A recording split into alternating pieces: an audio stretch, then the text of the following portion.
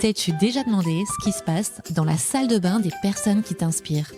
Ce moment si intime qui les prépare à vivre des journées riches et intenses comme les tiennes. Je suis Aurélie du podcast Time to Glow et chaque semaine, je creuse cette question. Au fil de nos conversations, mes invités partagent leurs rituels beauté et bien-être. Ces power routines qui les aident à se sentir alignés, confiants, confiantes, prêts et prêtes à conquérir le monde. Cosmétiques naturels, médecine esthétique, routine minimaliste ou soins experts, ici, aucun jugement. Prêt ou prête à briller et à construire ta propre power routine ? Bonne écoute et entrons dans les coulisses.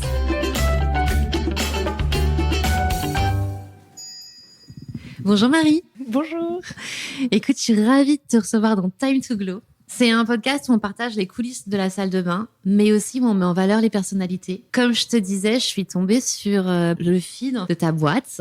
Et là, j'ai trouvé ça juste dingo. Tu es en face de toi une fan de ton travail. Ça fait plaisir, merci beaucoup. Donc, je suis Marie, j'ai 31 ans. J'ai créé avec mon mari l'atelier il y a 4 ans. On a des parcours tous les deux un peu différents. Moi, j'ai commencé à travailler dans le métier du cuir il y a presque 10 ans. J'ai un parcours qui, à l'époque, était atypique, qui l'est un petit peu moins maintenant. Je suis d'une famille, tout ce qu'il y a de plus classique, école de commerce, job classique, que moi j'appelle classique en tout cas. Et j'ai commencé tout bêtement par faire du droit pendant 2 ans après le bac, parce que à la fois j'étais très créative et en même temps ça angoissait beaucoup mes parents, le fait que je sois un profil artistique.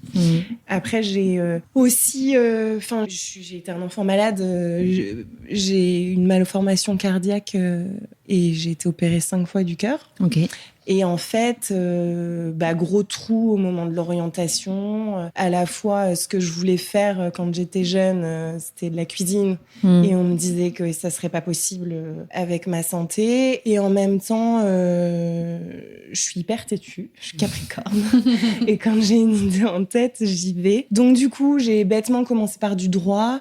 J'ai trouvé ça hyper intéressant, mais très chiant. Je me voyais pas du tout derrière un bureau comme ça toute ma vie. Et j'ai fait une prépa art pour les Beaux-Arts à Paris, les ateliers de Sèvres, pendant 1 an, où ça a été une révélation pour moi, tant sur ma personnalité que sur ce que je voulais vraiment faire. Ça m'a permis de me rendre compte qu'en fait, le milieu artistique et la création pour créer, c'était pas mon truc, qu'il me fallait un moyen concret de créer des objets. Ok. De toucher la matière, et c'est surtout d'avoir un objectif. Moi, j'ai quand même besoin d'avoir un objectif. Je suis créative, mais il faut que ce soit dans un certain cadre, en réalité, qui ait une utilité. Mais ça se traduisait comment, ça, quand t'étais enfant ? T'avais déjà ça en toi ? Ouais.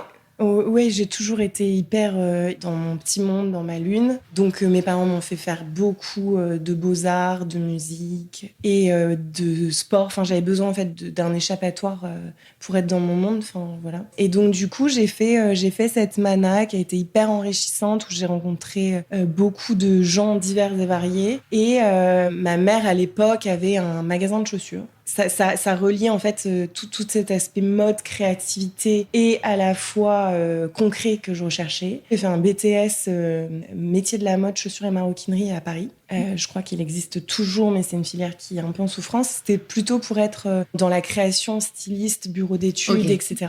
Donc plus dans l'industrie, comme quoi la vie est faite de plein de petites étincelles qu'on te met sur le chemin. J'étais malade. Un de mes super potes qui a remonté une usine de chaussures traditionnelles vers Nantes a envoyé mon dossier pour participer à un concours de la mairie de Paris auquel j'avais aucune envie de postuler. J'y pensais même pas. Il l'a envoyé, j'ai été sélectionnée et j'ai gagné ce concours. Incroyable. Tu devais faire quoi pour ce concours ? Alors en fait, tu devais créer des modèles et en fait, je saurais même pas te dire ce qu'il y avait exactement. Je sais juste que j'ai participé au concours et que le jury de ma filière, il y avait Massaro.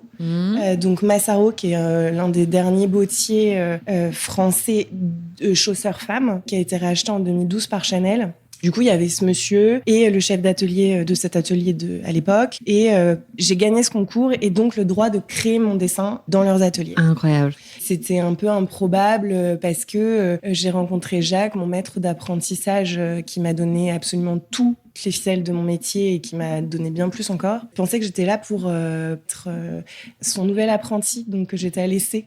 Okay. Donc du coup, j'ai samedi, pas du tout, et c'était juste la réalisation de ce concours. Et donc du coup, il me testait et moi j'ai adoré le personnage, un Libanais qui avait commencé à 8 ans son métier ou 12 ans, je sais plus, et qui était assez à la dure et en même temps un vrai gentil. Et donc du coup, je venais le samedi travailler chez Massaro avec lui. Et à la fin, où on a fini mon projet, il me dit c'est bon pour moi, c'est ok, je te veux comme apprenti. Voilà, tu peux rester. Et donc, j'ai pas du tout compris. Moi, à l'époque, j'étais encore dans cette idée de faire du stylisme, de la mode. Et c'est l'idée que j'avais de ce métier, en tout cas. Et en fait, du coup, ça m'a fait réfléchir. Et le chef d'atelier m'a dit, il a pas compris. En fait, il pensait que t'étais là pour être son apprenti. Mais si t'as envie, tu peux devenir notre apprenti. Notre seule condition, c'est que tu fasses les compagnons du devoir. Et le CAP, cordonnerie-botterie, traditionnel, chez les compagnons. En vrai, je finissais mon BTS. J'avais pas réellement d'opportunités. Enfin, c'est un métier qui est assez bouché. La chaussure en France, c'est compliqué. C'est un secteur qui est en souffrance, etc. C'est compliqué, pourquoi ? Parce que ça vient du coup d'Italie, Portugal. Ouais, en fait, il y a eu des mauvais choix de l'industrie de la chaussure dans les années 80-90. Enfin, dans l'industrie en règle générale en France, où on a perdu beaucoup de savoir-faire, de compétitivité, etc. et de créativité. En fait, l'Italie a pris le relais, mais le bassin de la chaussure, à l'origine, c'était en France. C'était vers Cholet. On avait des plus belles tanneries en France. Et il y a eu beaucoup de changements de normes écologiques, etc. Je me suis dit, go, on y va. On essaie. Incroyable. Non, mais c'est fou ce que tu dis, ce côté, on t'a mis sur ta route. Oui, enfin, j'ai eu la chance de toujours avoir une bonne étoile et un peu go with the flow. Et j'ai toujours resté, malgré moi, écouter ces petites intuitions qui se présentaient à moi. Et j'ai eu la chance de rencontrer des gens aussi qui m'ont un peu ouvert leurs portes. Et donc, j'ai commencé mon CAP chez Massaro en tant que patroneuse-piqueuse. Donc, c'est un métier où il n'y a pas d'école pour apprendre. Tu apprends forcément en entreprise. Et c'est tout ce qui est travail du cuir sur forme. En fait, dans la chaussure, tu as 5 ou 6 métiers différents qui va de la fabrication de la forme jusqu'aux finitions de la chaussure. En fait, tu fais pas tout de A à Z parce que c'est des métiers qui sont excessivement techniques et chacun ses spécialités. Moi, je faisais tout ce qui était travail de tige, on appelle ça. Donc, c'est dessiner le dessin des stylistes sur forme et ensuite faire tout ce qui est patronage, les découpes du cuir et l'assemblage. Donc, j'y ai appris la coupe, la préparation du cuir, de comprendre ce qu'était le cuir aussi, qui est une matière vivante et hyper noble. Et donc, Jacques m'a appris aussi à choisir le cuir. Donc, du coup,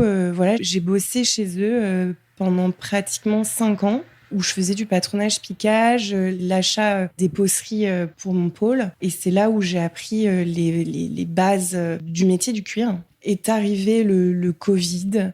Même pour cet atelier qui appartient à Chanel, il y a eu une forte baisse d'activité. Il n'y avait plus vraiment trop de travail. Il y a eu le décès de Karl Lagerfeld, qui a changé.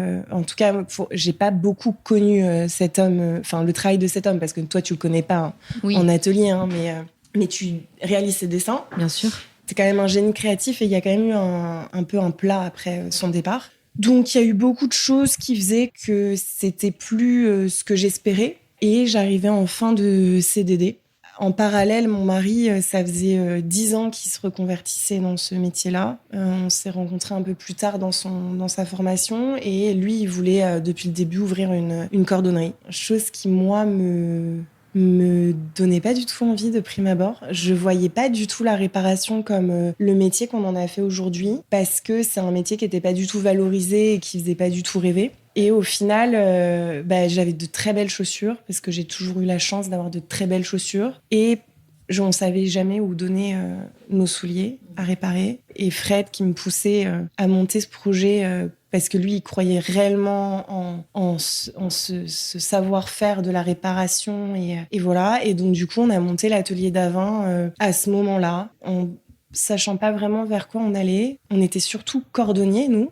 Donc, on travaillait surtout la chaussure. Et en fait, j'avais des très beaux sacs parce que je travaillais chez Chanel et que quand tu travailles chez Chanel, tu as la chance d'avoir plein de sacs. Ouais. Et c'est cool. Et moi, je porte tout ce que j'ai. Et donc, du coup, il y avait des choses qui étaient abîmées, usées. Et j'avais fait un peu le tour des ateliers qui étaient un peu connus en France. Et il y avait rien qui me donnait vraiment envie. Alors, non pas que je pense que leur travail valait pas le coup, c'est juste que ça me donnait pas envie. Et mon mec m'a dit, bah, vas-y, on va essayer. Okay. On va de essayer faire de la réparation et de sacs. Et on va faire de la maroquinerie. Ouais. Et j'avais des solides bases sur le travail du cuir. Pendant mon BTS, j'ai fait énormément de maroquinerie parce que j'avais une prof géniale avec qui je m'entendais trop bien, qui me faisait faire plein de trucs. Donc du coup, j'avais quand même des bases de construction de maroquinerie. Et le fait de savoir faire de la chaussure, qui est le taf le plus difficile, je trouve que c'est le plus technique pour faire les deux maintenant. C'est vraiment le truc le plus technique, c'est au millimètre près. T'as un rapport à la santé dans la chaussure. Mais complètement, c'est ce que j'allais te poser comme question quand tu as dit que tu travailles avec les designers. Tu vois, je me dis à quel moment on prend en compte l'ergonomie et le confort du pied quand on est créateur, designer, tu vois. Ouais. Et est-ce que c'est grâce à toi? Bah, c'est pas du tout leur taf. On leur demande pas du tout d'avoir cette dimension médicale. Et justement, il la faut surtout pas parce que sinon ça te limiterait beaucoup dans ta création. Toi, par contre, en tant que technicien, donc dans un atelier de botterie, t'as aussi des orthopédistes et t'as des formiers qui, eux, leur challenge, c'est de faire rentrer le dessin sur un pied humain. Okay. Donc, alors t'as deux phases. T'as la phase pour les défilés où tu t'en fous un peu que ce soit confortable et on veut juste de l'esthétique. Et après, t'as la mise au point pour les clients haute couture. Donc, les gens qui achètent réellement les looks de la haute couture, que t'imagines pas forcément avant d'être dans la haute couture. Mais t'as des gens qui achètent les looks et ensuite, on adapte à leurs besoins, à leurs envies, aux événements. Et voilà. Et donc, c'est là où tu as ce rapport médical qui entre en jeu, mais c'est la partie technique, quoi. Ok. Donc là, tu montes Atelier d'Avin avec ton époux, il y a 4 ans. Bah, ça a fait 4 ans en mai. Et vous vous installez où? Comment vous faites connaître? Ça a encore été des questions de rencontres. On a d'abord travaillé pour notre entourage sur de la maroquinerie Chanel parce que moi, les gens que je fréquentais, ils étaient soit de la même entreprise que moi, soit j'avais des amis qui avaient des belles pièces, qui nous ont donné des pièces pour faire du contenu Instagram. J'adore. Ouais, j'ai fait mes sacs aussi, les sacs de ma mère. On a eu un tout petit peu de contenu et très peu en réalité. J'ai écrit à une nana que j'adore qui s'appelle Élise Chalmin, qui est une entrepreneuse dans le vêtement, qui, elle, crée tous ses motifs, qui a un vrai sens créatif. Et je lui ai écrit parce que je regardais ses stories, j'aime beaucoup suivre cette fille. Et sur ses stories, j'avais vu qu'elle avait un Kelly qui était très abîmé et qu'elle avait des sacs qu'elle avait vécu, en fait. Des sacs vintage qu'elle avait récupérés de sa mère et tout. Et je lui ai écrit en présentant qui on était, notre projet, etc. Et elle m'a dit, franchement, vas-y, je te donne mes sacs. Trop bien. Et elle m'a donné ses sacs. Et à l'époque, elle avait quand même son influence, mais elle est hyper implantée dans le milieu parisien. À partir du moment où elle nous a confié qu'on lui a redonné ses pièces, on a eu un engouement, eu du mal à contrôler. On a eu énormément de demandes. Enfin, vraiment, c'était monstrueux pour nous. On recevait une centaine de demandes de devis par semaine pour un atelier comme le nôtre. C'était du délire. Enfin, à l'époque, vous étiez deux à bosser. Ouais. À clairement réparer, mais aussi il y a toute la charge administrative, checker tes mails, répondre, le côté service client finalement. C'est ça. En fait, alors toute la partie développement, finance, comptabilité, c'est mon mari qui s'en occupe, qui fait ça très bien. Dieu merci, bébé. Dieu merci parce que je suis créative et donc absolument pas ordonnée. Et toute la partie relations, les réseaux sociaux, mais aussi les relations clients, etc., c'était moi qui le faisais. Okay. Donc, on produisait la journée et la nuit jusqu'à 3-4 heures du matin, je répondais aux mails. Ça a duré 1 an et demi, 2 ans comme ça. Ok, c'est long quand même. Ouais, ça a été hyper lourd parce que c'est un métier. Enfin, l'artisanat, c'est très fatigant quand même comme métier parce que c'est des métiers physiques. C'est des métiers qui sont peu reposants. Enfin, surtout dans la réparation, c'est un peu du MacGyver en permanence. Il y a aucune réparation. Enfin, si, bien sûr, t'as des trucs qui se ressemblent, mais globalement, t'as aucune réparation qui se ressemble en fonction de la manière dont le sac a été porté, de quel pays dans Bien quel sûr. pays il a été porté, parce enfin c'est trop chouette, mais on a des clientes aussi en Afrique. Je pense toujours à un petit nid qu'on a en Côte d'Ivoire qui nous fait confiance depuis 4 ans et qui se refile la bonne adresse. Et donc du coup on a un vrai nid là-bas et en fait c'est hyper humide. T'as un climat qui est pas du tout le climat pour lesquels les usines développent les pièces. Tout est inédit en réparation en règle générale. T'as jamais rien qui se passe comme Tu t'ennuies prévu. jamais, quoi. Jamais. Ça a été comme ça le lancement et on a bossé pendant 2 ans de notre appart de 50 mètres carrés. Avec qui des sacs était, de partout, des chaussures. c'est ça, qui était à côté du bois de Vincennes. Ok. Donc littéralement on dormait dans les Birkin et, et les Kelly. C'était autant... T'avais un balcon ou... Rien du tout. Ah ouais, t'as Rien sniffé du du tout. produit. Ouais, après, nous, nos produits, on utilise des produits, hormis les solvants et les colles, mais on fait quand même hyper attention aux produits qu'on utilise. On utilise beaucoup de produits à base aqueuse. Donc ça, c'est hyper intéressant que tu le dises, effectivement. Ah oui, parce que c'est un métier qui est assez sale. T'as beaucoup de poussière. On a des objets qui sont pas propres. Enfin, les chaussures, c'est pas propre. Je me suis tapé quelques crises d'acné. Même si t'as beau mettre le plus de choses en place pour la propreté, les solvants, etc., c'est quand même des métiers un peu cracra. On a commencé comme ça parce qu'on voulait un développement très traditionnel. On devait s'installer avec la mairie de Paris.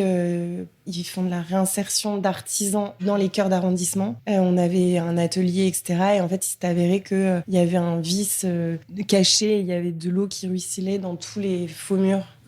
Tous les faux murs du local. Et l'humidité, le cuir, c'est vraiment pas un bon deal. Voilà, on avait d'abord essayé, on essaie avec Fred d'écouter tous les grains de sable qui se mettent dans les rouages et de, même si t'es persévérant, de pas toujours y aller coûte que coûte. Ça, c'est hyper intéressant parce que tu dois faire la différence entre je suis pugnace et j'ai mon objectif et j'y vais, et en même temps se dire, attends, là, ce que tu me dis, c'est que peut-être que si j'ai 1 ou 2 grains de sable, peut-être que c'est pas ma voie. C'est très compliqué. Ouais. Moi, je suis plutôt bête à cornes. J'y vais, je m'en fous, c'est pas grave.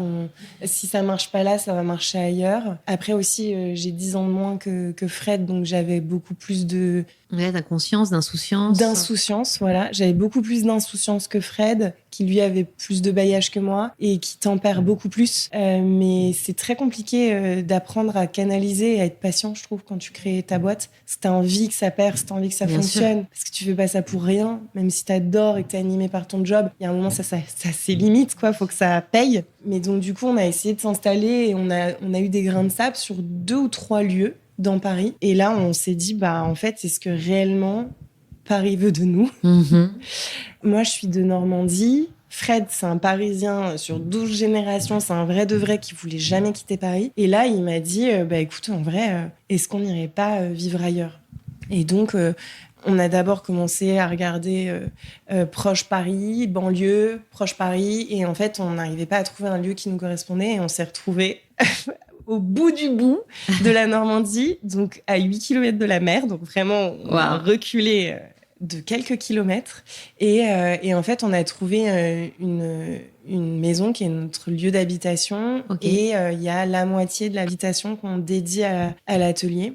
C'est pas d'une grande évidence de bosser de chez soi, et en même temps, c'est quand tu travailles beaucoup, c'est un gain de temps et d'énergie quand même économisé qui est non négligeable. C'est retrouver, avoir une vie beaucoup plus slow, en plein milieu de la nature, avec des animaux partout.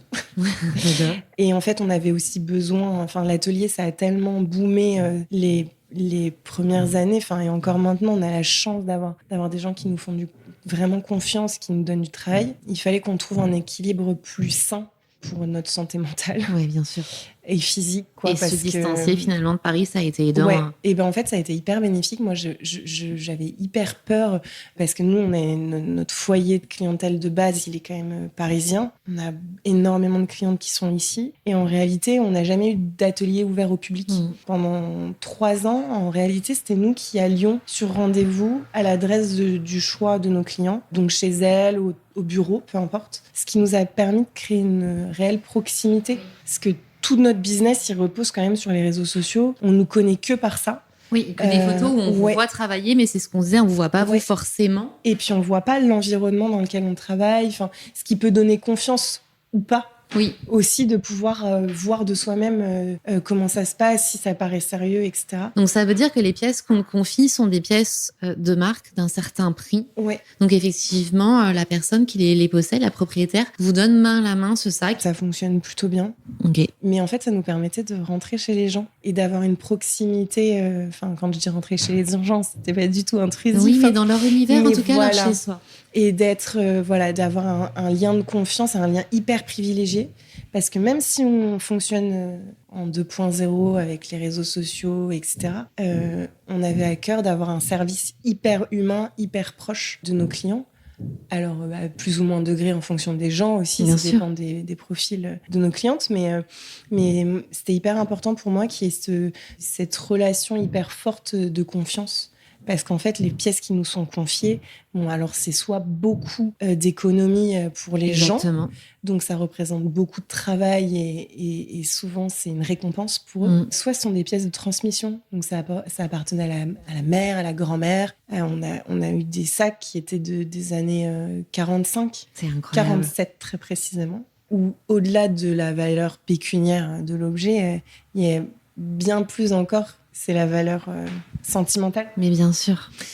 Donc voilà, donc maintenant on est dans notre campagne et en réalité ça n'a rien changé pour nos clients. Il y en a plein qui savent même pas qu'on n'est pas à Paris. En termes d'orga, j'imagine qu'avec le temps, vous avez dû aussi vous driver pour vous protéger vous physiquement, la santé mentale, etc. et garder aussi votre couple intact. Donc vous êtes organisé sur des jours de travail, des horaires. Je te vois sourire. Oui, c'est pas toujours simple. Non, nous on a la chance de trop bien nous entendre sur le plan de boulot. Ça n'a pas toujours été évident, bien sûr, de trouver sa place. Et puis, c'est vrai que t'es H24 avec la personne avec qui tu vis et qui tu travailles. Et en réalité, moi, quand les gens se rendent compte que je bosse avec mon mari, ils me disent tout le temps « Oh là là, mais comment vous faites ?» Comment vous faites ? Moi, j'adore et je comprends difficilement qu'on puisse fonctionner autrement. Enfin, c'est ma moitié sur tous les sujets, tous les aspects de notre vie. Et je me dis que nous, on aura, peu importe ce qu'est l'avenir de notre vie, de la société ou de notre vie de couple, mais on aura profité d'un max d'être ensemble tout le temps. Et on s'entend ultra bien. Génial. Chacun a sa place et on sait jamais. On a vraiment des champs de compétences qui sont complètement différents et très complémentaires. Donc en réalité, on sait jamais. Oui, vous marchez pas dessus. Non, pas du tout. Ça marche. Bon, je dis pas que c'est facile.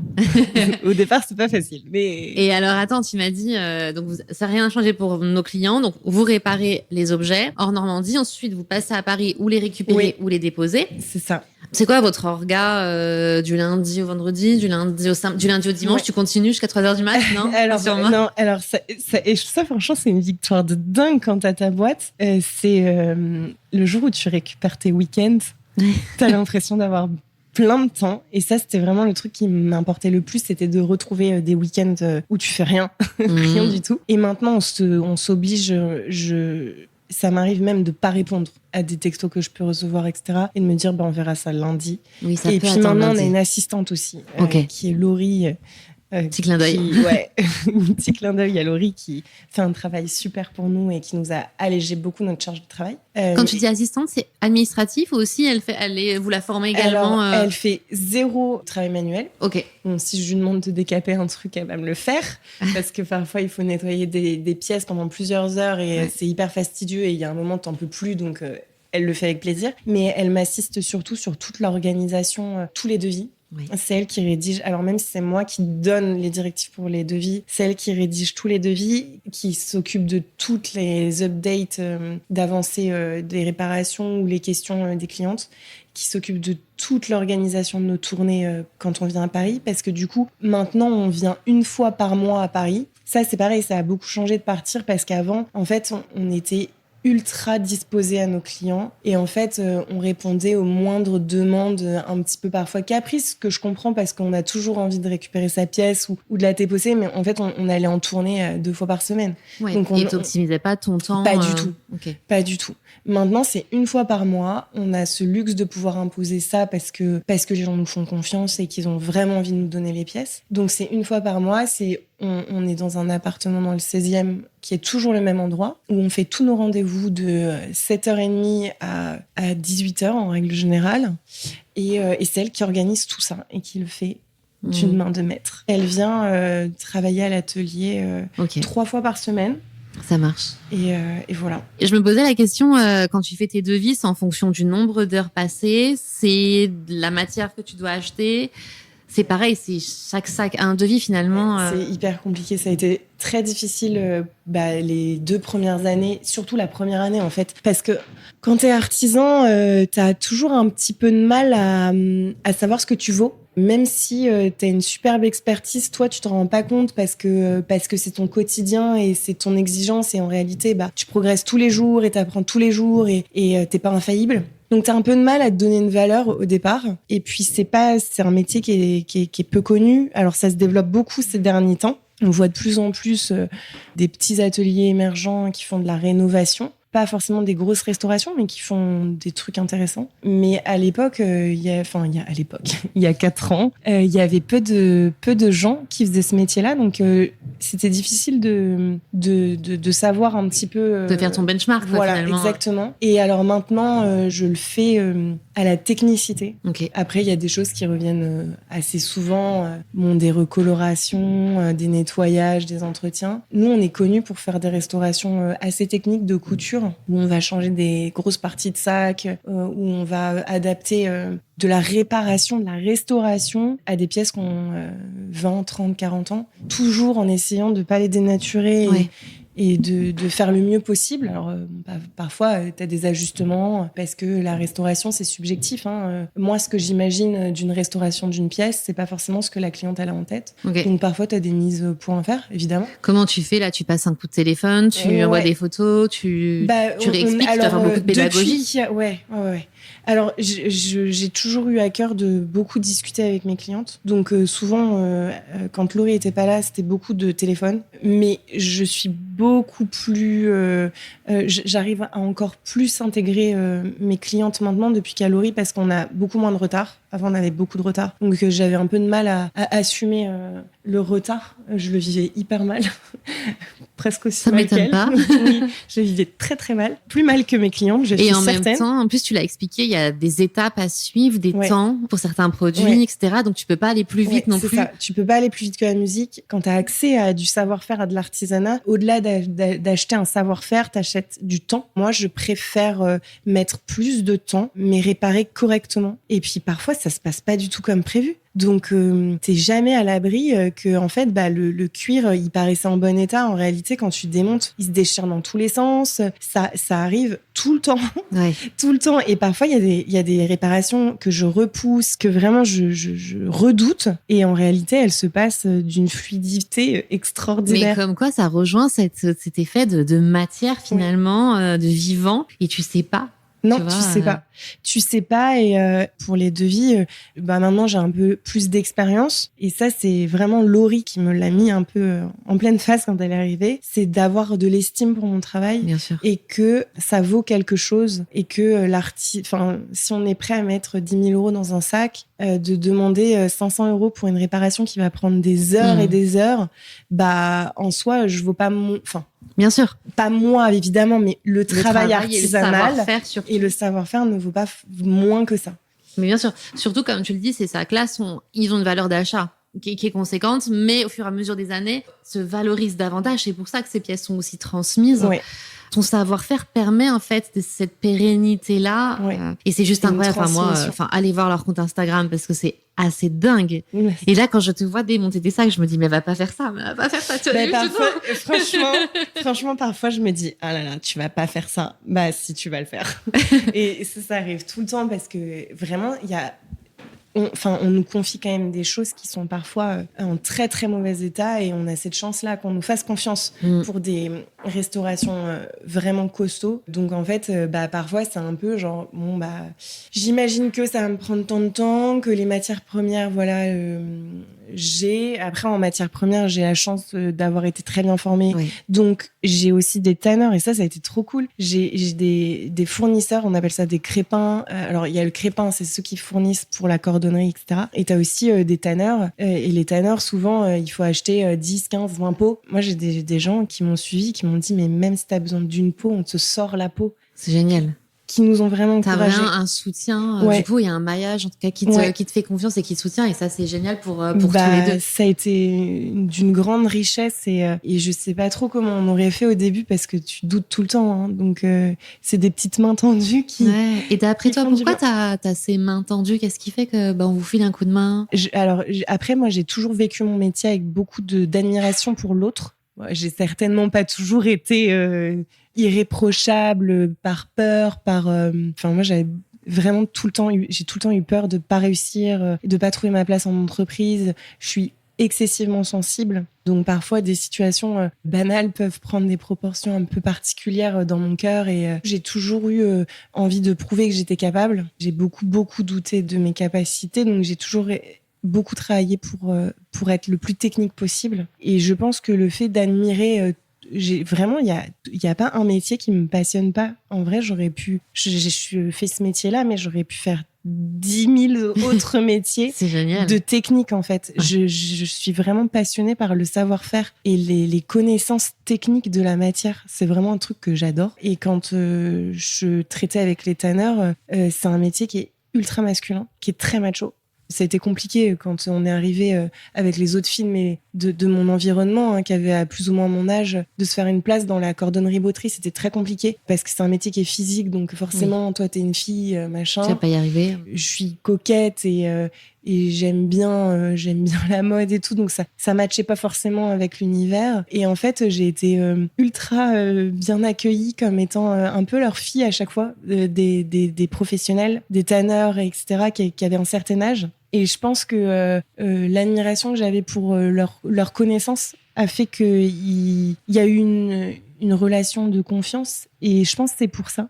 C'est intéressant, ça c'est un vrai message, c'est s'intéresser à l'autre, valoriser l'autre. Forcément, tu as pu du coup recevoir à nouveau un coup de main finalement en respectant l'autre, son travail. Je pense que c'est des valeurs fondamentales. Enfin, tu peux pas espérer apprendre si tu t'intéresses pas un minimum. Et ça, franchement, Jacques il me l'a appris et ça a été très dur parce que pendant 8 mois, il m'a fait couper des lignes droites. Non-stop, je pleurais à la fin de mes journées en me disant mais qu'est-ce que je fous là en fait? Je vais pas faire ça toute ma vie. Enfin, il comprend pas que je suis capable de faire d'autres choses et en fait, il m'a appris la patience et d'être hyper humble. Et tout ce que j'avais appris avant dans mon BTS, il me disait tout le temps mais tu sais rien, tu ne sais rien. Donc tu oublies tout ce que t'as appris. C'est de la technique, c'est de l'industriel. Nous, ici, on fonctionne pas comme ça. Et ça a été super dur, mais c'est lui qui m'a un peu mis une claque au début de mon apprentissage parce qu'effectivement, tu sais rien. Oui. Et encore maintenant, je repense tout le temps à ce qu'il m'a appris. Et à l'époque, t'avais quand même des codes hyper importants avec une sorte de méritocratie et dans l'artisanat, pour le coup, c'est un truc, en fait, tu ne peux pas y couper parce que la méritocratie est ton quotidien. Tu ne sais pas faire, tu es personne. Et c'est ta preuve finalement que non. Oui, ça se verra sur l'objet que tu fabriques. Exactement. Et tu montes en compétence en permanence et tu deviens méritant parce que tu montes en compétence. Tu peux pas te débarquer avec toute la bonne ambition que t'as et dire moi je vaux le coup. Mais non, en fait, prouve d'abord. Et ça, c'est l'école un peu difficile. Enfin, c'est un peu très traditionnel, un peu à l'ancienne. Mais je trouve qu'on devrait. Ouais, c'est clair. Et ça t'oblige à rester humble finalement et toujours dans un apprentissage continu. Oui, et t'as le droit à l'erreur. Enfin, ça arrive que parfois il y a un décalage entre potentiellement ce que une cliente a pu imaginer du projet et ce qui est d'une part techniquement réalisable et de mon interprétation de la restauration. Enfin, il y a une part c'est curieux de dire ça, mais dans la restauration, t'as une part de créativité quand même. Même si t'as un objet qui est défini et qui est t'as une sensibilité de comment tu vas faire et comment toi tu projettes l'objet, comment tu l'imagines être le plus beau, à la fois techniquement et à la fois dans ton sens de l'esthétisme. Et parfois, t'as des petits ajustements, etc. Et c'est OK. Enfin, pour moi, c'est normal. Tant que ça n'abîme pas l'objet, voilà, c'est tout ce qu'on fait est réversible. dans la plupart des cas.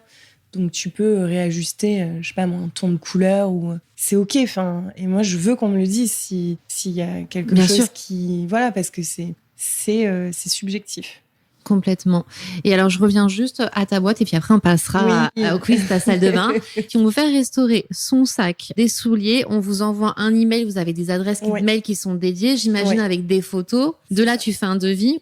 Et ensuite, il y a validation du devis et restauration des pièces. Et prise en charge. Ouais, exactement. Okay. On essaie d'être le plus complet possible et de faciliter au mieux la vie de nos clientes. On est dit débordeurs si nécessaire. Enfin, on s'occupe de la logistique si besoin. OK. Et sinon, c'est sur rendez-vous, on se rencontre. Et c'est trop sympa. Ouais, carrément. Et avant de passer à ta salle de bain, j'ai profité de ton expertise. Mais juste avant, quel type de produit tu acceptes? Quel type de produit que vous réparez? Est-ce que c'est des marques? En réalité, moi, je suis ouverte à tout type d'objets et de marques. Par la force des choses, c'est quand même relativement coûteux de faire réparer. Donc parfois, la réparation, elle vaut pas vraiment le coup parce que c'est des objets de série industrielle et c'est le même prix.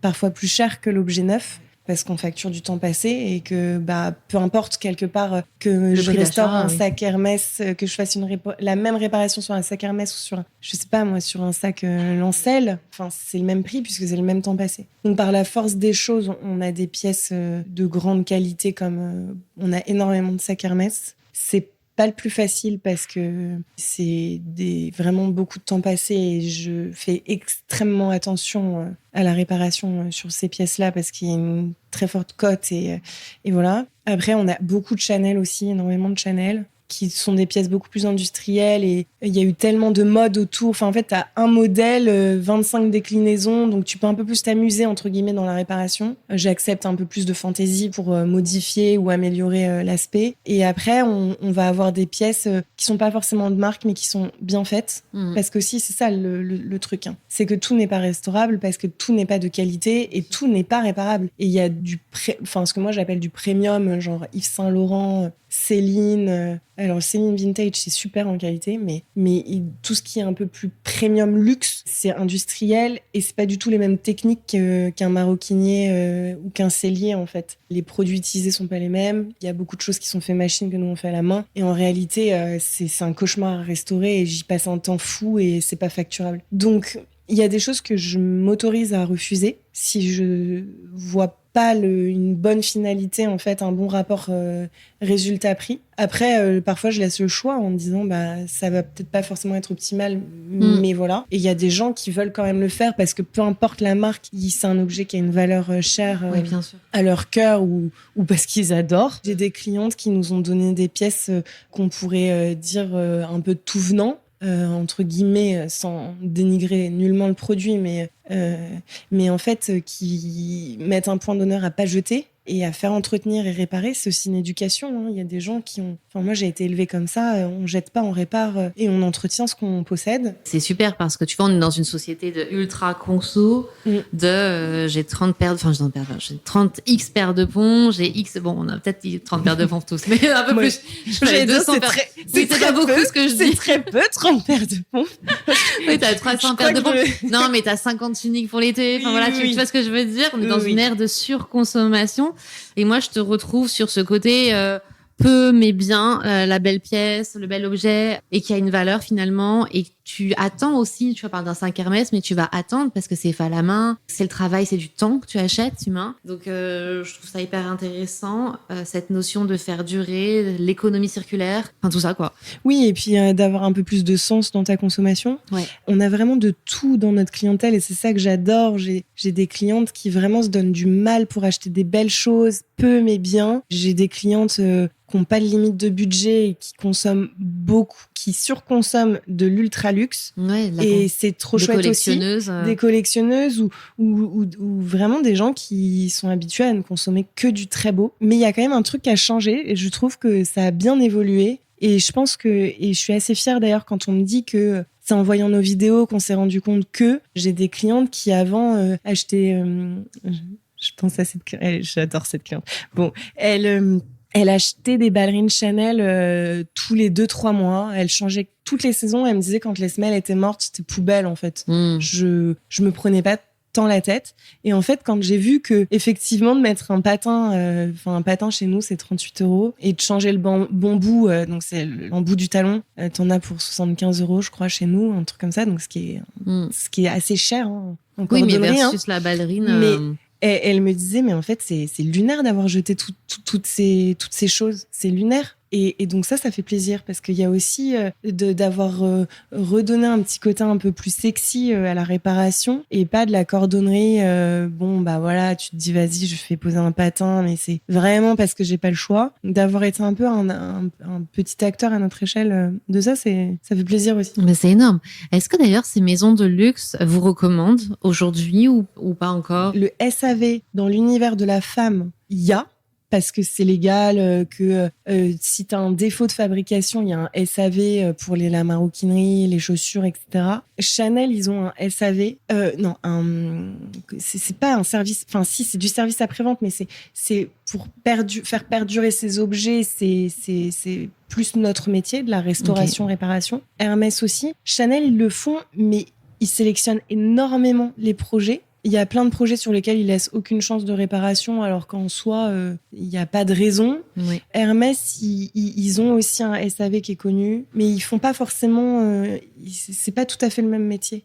C'est vraiment de la rénovation. Après, Hermès, ils vont changer des parties en cuir, des choses hyper techniques, voilà, mais ils vont pas forcément faire de la coloration comme nous on fait. En fait, on est complémentaires. Et moi, très souvent, ça m'arrive de dire à une cliente, allez d'abord au SAV Hermès, faire changer telle partie, ensuite vous venez nous voir. Ok, très bien. Ça arrive très souvent. J'ai pas de problème à dire ça, parce que je trouve qu'il faut être le plus honnête possible avec ces objets-là. Oui, c'est ça, c'est un grand respect de l'objet, quoi. Avant tout. Moi, c'est avant tout ça. Et c'est ce qui me fait plaisir, c'est de voir revivre des objets qui étaient complètement importables ou morts, et leur redonner du sens. Mais il n'y a pas vraiment cette notion de SAV, d'entretien, etc., comme tu peux avoir chez l'homme. Okay. L'homme, t'as Berluti, ils ont un service de cordonnerie. Tous les clients Berluti le connaissent. Ils vont dans ces services-là. Weston, c'est pareil. John Lobb, c'est pareil. Chanel, t'as pas de cordonnerie au sens pur du terme. T'as plein de maisons. Louboutin, ils ont un super service de cordonnerie qui est vraiment dédié à Louboutin, et donc du coup, ils font des trucs super. Mais t'as plein de marques de paires de chaussures à 1000 €. Où t'as pas de donc, réparation possible. En off, ils peuvent te recommander. Okay. Mais ça sera jamais officiel. D'accord, ça se marche. fait pas. Je comprends. Merci de nous avoir précisé tout ça et ouvert les portes. Mais non, mais j'adore. On a appris tellement de choses. Attends, si une dernière chose avant, vraiment la dernière cette fois-ci. Quel conseil toi tu donnerais pour protéger son sac en cuir, en daim? Quels sont tes petites recos, tes petits tips pour prendre soin de son sac? La première recommandation que je crie sur tous les toits: arrêtez de poser vos sacs par terre. Ok. On ne pose jamais son sac par terre. Attends, je vérifie. Vraiment. C'est le truc qui abîme le plus, parce que c'est là déjà où tu as toutes les bactéries, etc. Et en fait, ça bouffe vraiment le cuir si tu les nettoies pas avant de les ranger, etc. Et de bien les stocker. De pas trop les rembourrer, ça sert à rien qu'ils soient tout gonflés, voilà, mais de quand même les rembourrer avec des matières naturelles pour capter l'humidité. Ok, quand tu dis matière naturelle, du chiffon, même un coton? T-shirt en coton, du papier de soie, des choses qui captent l'humidité, parce qu'en fait, on est confronté à de l'humidité tout le temps. Et de les ranger dans des housses, parce que ça, on a souvent le cas, notamment sur du vernis qu'on pense un cuir indestructible. En réalité, c'est hyper fragile. Ça absorbe toutes les matières, toutes les couleurs. Donc, tu le poses dans ton dressing, ça va boire le vernis de ton dressing. Okay. Tu poses à côté d'un sac noir, ton sac beige, ça capte, ça aspire le noir. Okay. Et de nettoyer ses sacs, en fait, comme on nettoie des chaussures. Mais c'est fou parce que du coup, on se nettoie soi, ses chaussures aussi, mais les sacs, non, moi, j'ai jamais. Mais moi, je fais tout le temps des parallèles avec notre peau. Mais oui, t'as à raison. Nous. Et pour moi, on doit traiter les peaux tannées comme, en fait, ce qui nous paraît illogique ou logique pour notre peau à nous, tout autant pour un sac en cuir ou des chaussures en cuir. Okay. Alors juste les produits sont différents et l'ordre de nettoyage est différent, mais en réalité on devrait nettoyer de la même manière, quoi. Okay. On lave ses jeans, on lave son sac. Voilà. Et tu recommandes une marque? Alors nous, on utilise beaucoup Saphir. Okay. Saphir médaille d'or en particulier, qui est le haut de gamme de Saphir, où en fait ils ont des concentrés qui sont des concentrés de matière naturelle plus haut. Enfin voilà. Et puis le bon vieux petit chiffon légèrement humide pour bien épousseter. En fait les choses de base quoi. Après encore une fois, tout dépend du sac. On ne fait pas n'importe quoi. T'as raison. Tout n'est pas une formule exacte pour chaque typologie de cuir à son mais process. Mais en tout cas, va mettre son sac par terre, voilà, le ranger dans une housse, bien le rembourrer avec des matières naturelles. Et puis penser toujours à l'hygiène en fait, parce que c'est ce qui abîme les bactéries, c'est ce qui mange vraiment le cuir. On le voit pas, mais parfois et puis c'est comme ça qu'il y a des odeurs, c'est comme ça que parfois il y a des décolorations, il y a des taches. On n'identifie pas forcément ça comme ça, mais en réalité c'est de la bactérie quoi. Ok. Et en conseil, si tu veux faire un investissement de sac, tu conseilles un cuir un peu grainé, tu vois, ou un cuir lisse. Toi, t'as un cuir lisse aujourd'hui, mais pour moi, on m'a toujours dit que c'était un peu fragile. Moi, je suis une puriste.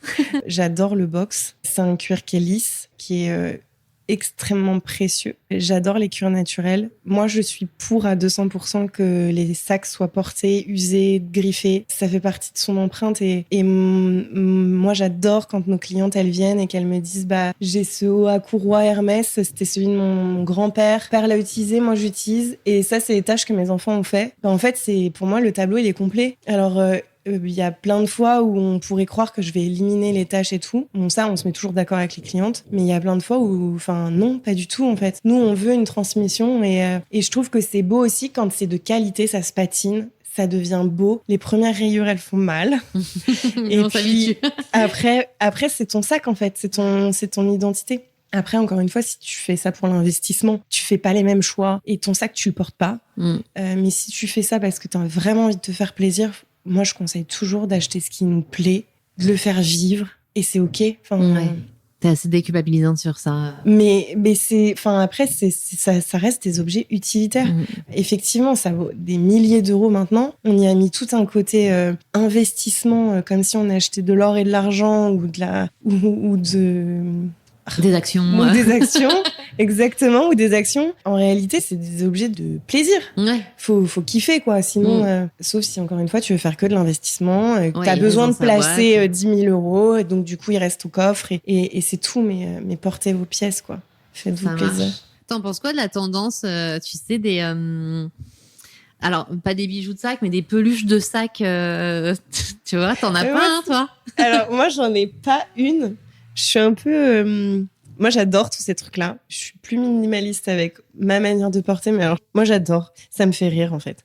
Je trouve que ça fait plaisir de voir des gens qui s'amusent à tout âge. Et en fait, ça te fait kiffer, fais-le, quoi. Ouais. C'est uniquement ce que je dirais et je trouve ça trop drôle. Alors là, on va rentrer dans les coulisses de ta salle de bain. Et si t'es OK, est-ce que tu peux nous donner ta routine, du coup, que tu fais le matin, le soir, et si tu fais des soins de façon hebdomadaire, mensuelle, enfin voilà. Alors, j'ai un rapport à ma peau qui est un peu particulier. Bon, j'ai eu pas mal de soucis de santé depuis toute petite, donc j'ai toujours un peu identifié le bien-être au côté médical et c'était un rapport que j'aimais pas trop. Et j'ai appris à aimer faire ça il y a très peu de temps. Je le faisais par nécessité parce que j'ai toujours hydraté, ma mère a toujours hydraté sa peau et qu'elle nous a toujours appris à bien se nettoyer le visage, etc. Mais je le faisais pas avec plaisir et voilà. J'ai pas mal de pathologies de peau. J'ai un dérèglement hormonal depuis que je suis toute jeune. Donc, j'ai eu beaucoup d'acné hormonal pendant des années. Maintenant, j'en ai un peu moins. J'ai même presque plus d'acné. Mais par contre, j'ai un nouveau truc qui vient d'arriver. Maintenant, j'ai de la coupe rose. OK. Donc, merci papa.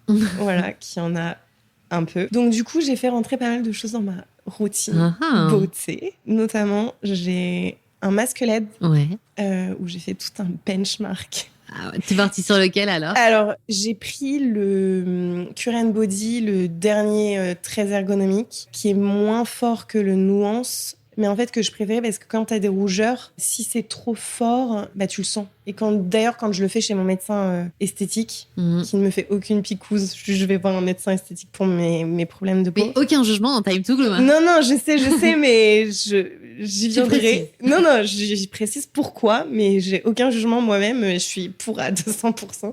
Tant qu'on se sent bien, c'est le principal. Mais elle me fait de la LED et quand elle est trop forte, vraiment, j'ai ma peau qui brûle, quoi. Ok. Enfin, ça dure pas longtemps. Mais du coup, ça réagit, quoi. Ça s'échauffe. Oui, voilà, c'est ça. Et donc, dans cette vie un petit peu plus nature qu'on a mis en place il y a 2 ans avec mon mari, où on a une vie beaucoup plus cool, où on a beaucoup de rituels de bien-être. Donc, c'est surtout nous bien manger et avoir un environnement ultra calme, ultra sain, avec plein d'animaux partout. Ça, c'est le top. J'ai mis en place pas mal de temps de plaisir. Donc, le masque à LED, pour moi, il fallait que ce soit un plaisir. J'avais pas envie d'avoir des rougeurs ou que ça m'échauffe, en fait. J'ai juste envie de kiffer mes 20 minutes. Voilà, et un temps pour toi, quoi. Voilà, c'est ça. C'est pour ça que j'ai choisi celui-ci. C'est très obscur c'est pas facile de chercher. Il y a quelques leaders, mais en réalité, moi, j'étais même prête à investir avec des LED de couleur et tout, parce que chaque LED aurait un bénéfice. C'est très obscur. J'ai finalement opté par Cure & Body, qui est une très bonne marque. Et qui a un peu pignon sur rue et qui médicalement est validé, quoi. Complètement. Après, c'est vrai que comme tu le dis, t'as pas énormément d'études sur domicile. Je crois qu'on a une 50aine et c'est complémentaire avec les LED que tu retrouves en cabinet médical. C'est ça, qu'on pas du tout les mêmes puissances, mais voilà, chacun son métier. Et ma médecin esthétique, elle encourage vivement. Elle est convaincue des bénéfices, alors qu'elle propose des séances de LED en cabinet. Et puis, alors, ce qu'elle me disait, c'est que alors elle est convaincue de l'efficacité, mais c'est surtout qu'elle me dit ça peut pas te faire de mal. Donc au pire, t'as fait ton petit moment de plaisir. Et en plus, moi, je vois une nette amélioration. Mais t'as une super peau, t'as une ultra lumineuse. Donc t'as ton masque LED. Donc j'ai mon masque LED. Ok, voilà. Très bien. Donc que j'adore. J'ai Laurie, mon assistante, qui est absolument fan de la cosmétique et des compos, etc. Moi, je suis un peu une suiveuse sur ça. Okay. J'ai pas trop de skills dans les compositions. Ça m'intéresse. J'adore écouter des choses. J'adore qu'on m'explique. Après, j'ai pas trop de connaissances. Donc, Laurie, qui a des problèmes de peau également.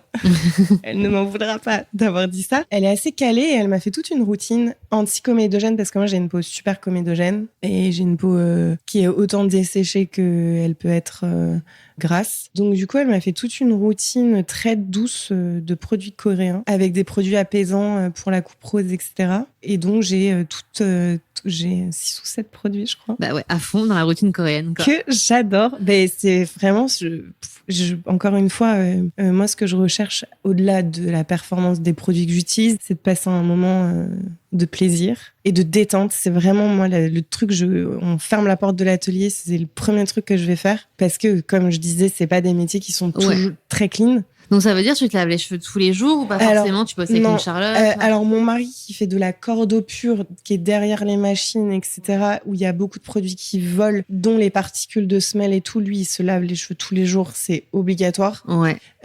Moi, c'est plus je démonte des sacs, etc., donc t'as des choses qui volent, mais j'attache mes cheveux et je les brosse beaucoup.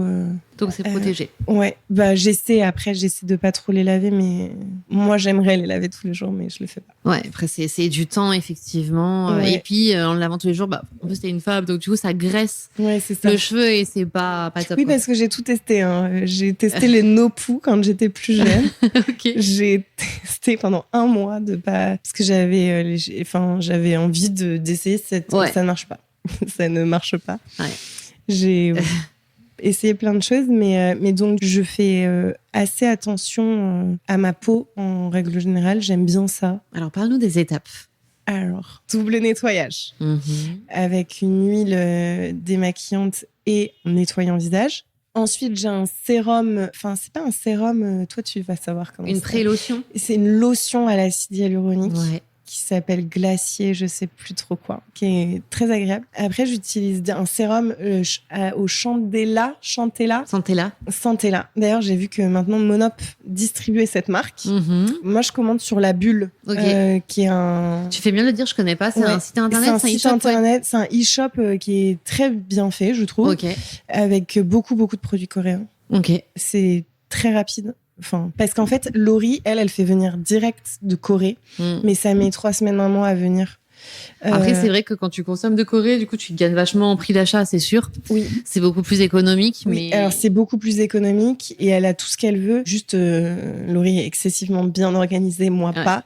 Donc elle anticipe sait quand ça va arriver. Elle anticipe ses routines, moi pas du tout. J'attends d'être à la fin du tube pour me dire il faudrait peut-être que je recommande. Donc j'ai ça. Qu'est-ce que j'ai d'autre? J'ai une crème hydratante et j'ai un sérum pour les yeux et j'ai Laurie toujours qui m'a offert des sérums pour la pousse des cils et des sourcils. Ok.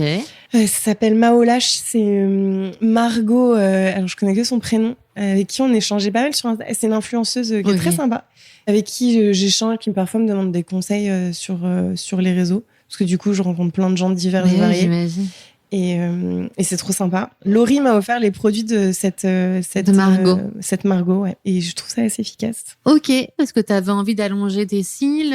Non, mais en fait, quand j'étais plus jeune, j'ai eu pas mal de gros traitements qui m'ont fait perdre pas mal mes cheveux, mes cils, etc. Ok. Ça avait pas tout à fait très bien repoussé. Et même si j'ai des beaux sourcils, carrément, que j'adore, j'avais des trous. Dans mes sourcils, mais ça m'a bien aidé à combler mes trous. Génial. Ok, ouais, tu nous donneras la marque, ça va en intéresser plus d'une. Maolash, ça s'appelle. Ça fonctionne bien, ça pique pas les yeux. Ok. Ça a son importance. Et puis elle est trop mignonne. Elle est très gentille, la nana qui a fondé ça. Donc j'aime bien aussi supporter les gens qui essaient de faire des trucs, quoi. Bah ouais, comme tu le fais là avec moi, c'est trop sympa. Bah non, mais vraiment, j'adore faire ça. Et j'avais testé Gaëlle Garcia, ses produits. Et quand j'ai voulu recommander, elle refond son site, etc. Mais c'était très bon produit. Moi, j'étais très curieuse. Non pas que je l'attendais au tournant parce que j'étais sûre qu'elle ferait un truc bien, mais j'avais vraiment envie de voir son analyse se concrétiser dans des produits parce que j'aimais bien sa manière de faire. Après, je sais pas ce que ça vaut. Moi, je suis pas experte, mais voilà. Et j'ai testé aussi Yepoda, qui m'a donné un peu d'acné. Parce que c'est un peu comédogène, il y a pas mal de trucs qui sont un peu où ça marche ou ça marche pas, Yepoda. C'était pas mal, je peux pas dire, j'ai eu des périodes de ma vie pire que ça, mais c'était pas optimal. Donc, qu'est-ce que tu recherches, toi? Tu nous as dit le côté sensorialité qui est important pour toi. Moi, c'est vraiment le truc de bas. Alors, que ça me file pas des boutons. Ça, on est bien d'accord parce qu'il y en a marre. Ouais, c'est bon. Voilà, c'est bon. J'en ai depuis que j'ai 15 ans. Même avant ça, c'est bon. Non, je recherche vraiment de la sensorialité, du plaisir. Les odeurs, je m'en fous. C'est plus le procédé qui, moi, me fait plaisir.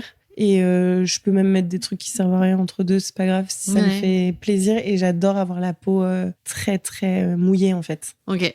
Un effet un peu glass skin. Ouais, j'adore parce que même si j'ai de l'acné et que j'ai la peau grasse, j'ai la peau qui est ultra déshydratée. Ça me permet d'avoir cette sensation qui tire pas. Ouais. Et voilà, c'est ça. Ok, ça marche. Et le soir, est-ce que tu prends les mêmes produits ou tu as d'autres produits? Alors, j'ai une routine matin et une routine soir. Ok. Le soir, elle est plus grasse et plus... Et je mets beaucoup d'huile de argan. C'est non comédogène. Ouais. Jojoba aussi. Oui. Alors, soit jojoba, soit argan. Et j'adore aussi utiliser ça le soir. Et le matin, c'est plus léger et je mets un indice solaire. Ah, c'est bien, voilà, madame. J'ai appris la leçon. C'est bien, c'est bien. Tu mets quoi comme protection solaire en spray? Non, je mets une crème non comédogène toujours. Ouais. D'une marque, là, pour le coup, j'aurais même pas pu vous la redonner parce que c'était écrit en coréen. Johnson, non Le tube est hyper joli, il est bleu ciel en dégradé beige. Ouais, j'ai le même à la maison. Quand t'as de la coupe rose, faut se protéger du soleil.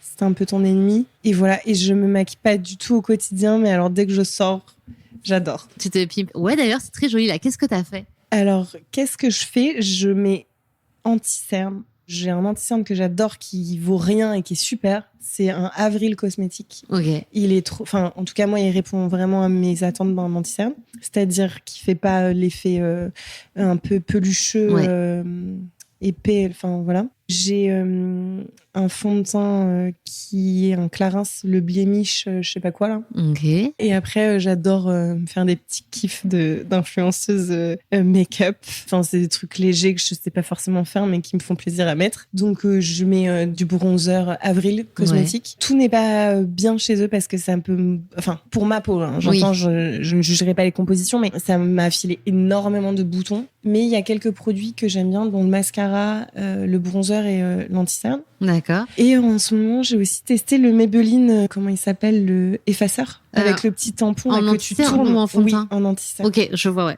Il est couvrant, lui, non? Il est plus couvrant, un peu trop, je trouve, mais bon.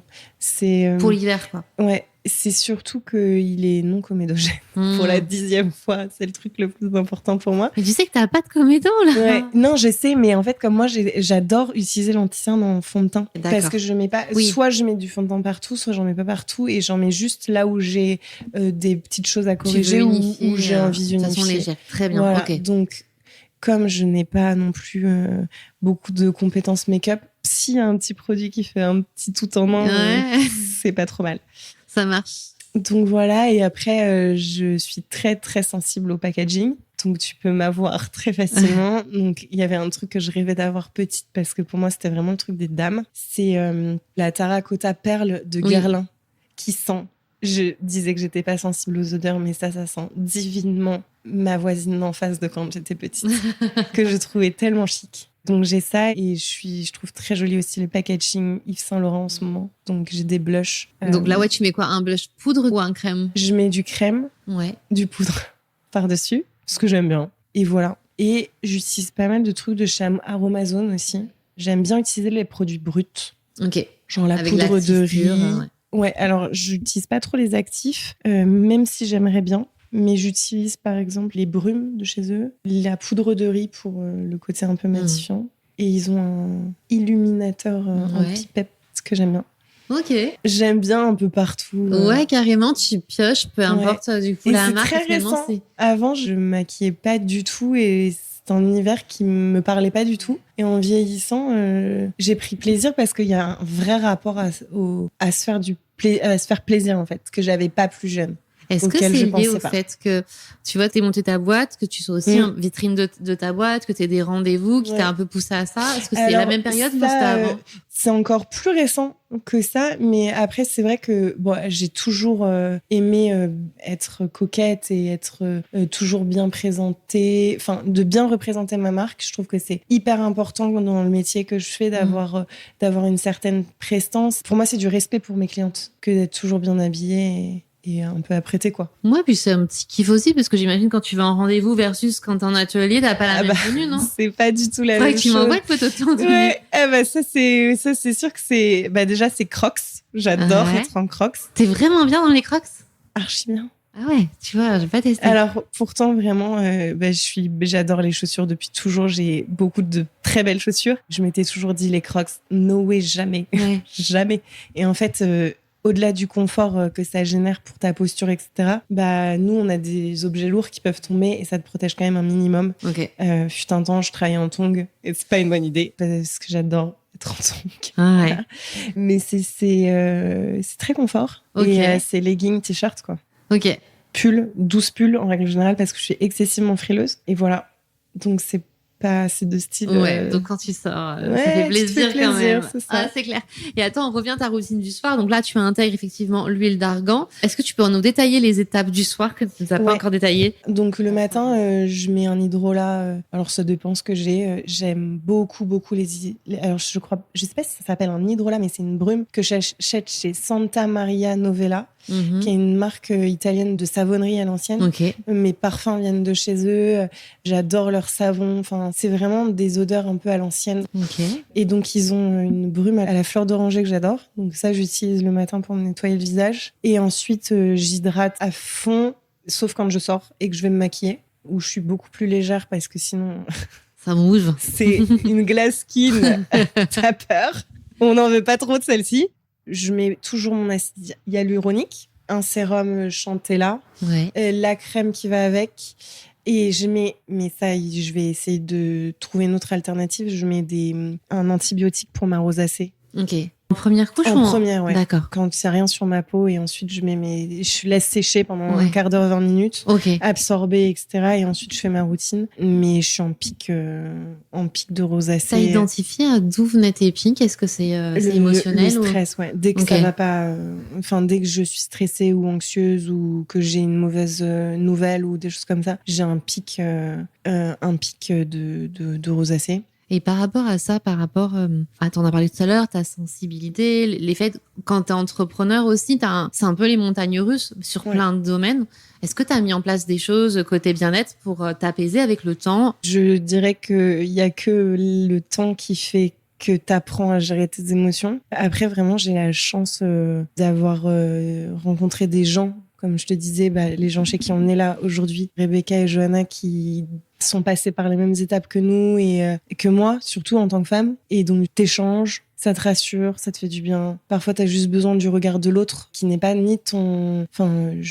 Entourage très proche, quoi. C'est pas ton entourage proche, ni ton mari qui est dans le même bateau que toi, finalement. Ouais. Donc, quand toi, tu vas pas, il est obligé d'aller et vice-versa. Ça, pour le coup, je trouve de communiquer, on sans trop non plus s'apitoyer. Enfin, ça fait partie du deal. Et ça, t'apprends à l'accepter. Enfin, les premières années, c'est chaud, je dirais. C'est très compliqué. Puis après, tu te dis, vas-y, c'est pas grave. De toute façon, tout n'est pas un fleuve tranquille. Tu peux pas toujours plaire à tout le monde et être compris par tout le monde. C'est OK. Et puis, faut croire un petit peu en soi, quoi. Ouais, carrément. Donc ça, c'est venu avec l'âge, finalement. Ouais. J'aimerais faire te dire que j'arrive à faire du sport, que j'arrive à faire des choses pour moi toute seule. En réalité, j'arrive pas à me dégager du temps. Okay. J'aimerais faire de l'équitation parce que j'adore les chevaux, que j'en ai dans mon jardin et que ça m'apaise beaucoup, mais je suis frileuse et j'ai pas le temps et j'ai peur d'avoir froid tout le temps. Mais voilà, la patience, je dirais, et accepter.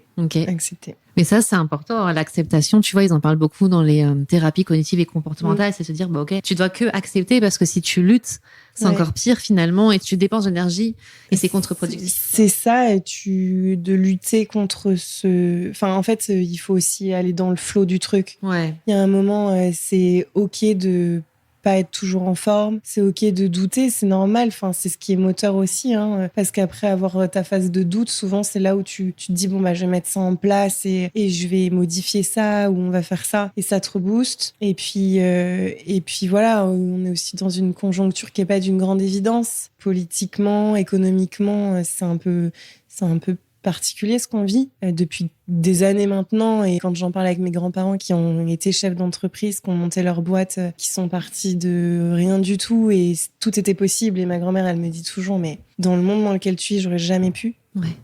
Tu nous as parlé de ta routine du matin, du soir. Au niveau capillaire, corps, est-ce que tu as des choses spécifiques à partager? Alors, au niveau capillaire, j'essaie de faire attention en vrai à tous les produits que j'utilise, mais j'utilise toujours shampoing après shampoing et je fais partie de cette team brushing car cheveux mousseux. Donc, j'ai un protecteur thermique. Shampoing après shampoing, tu te sers chez qui? Vaste sujet quand même, les cheveux.